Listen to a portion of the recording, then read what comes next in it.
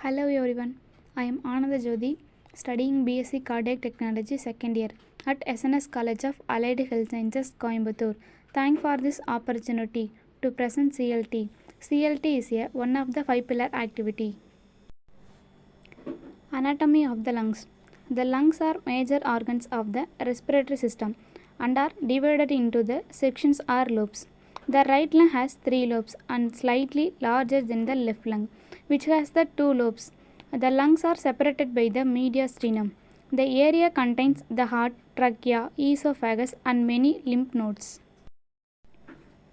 Pulmonary edema. Abnormal fluid accumulations within lungs, parenchyma and alveoli resulting in the hypoxemia. May be secondary chronic heart failure. Severe acute lung injury is called as the ARDS or non-cardiogenic pulmonary edema. Often occur the MODS. ARDS is a common cause of respiratory failure.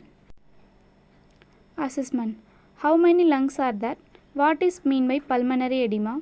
Which is the common types of respiratory failure? Case scenario. You are called in the emergency for managing a 62-year-old man brought to the sudden severe shortness of breath. You found in the patient sitting. Lean forward to the supporting his arms on the chair back. Look distorted, pale, sweaty and coughing. Productively, the ping thinked 4th septum. The asked in the some questions, but we are to the dyspneic and distorted to answer. But you found the past history of myocardial infarctions of 6 months ago. Definition. Pulmonary edema is a condition characterized by fluid accumulations in the lungs caused by the extraversion of fluid from the pulmonary vasculature into the intestinum and alveoli of the lungs. Pathophysiology.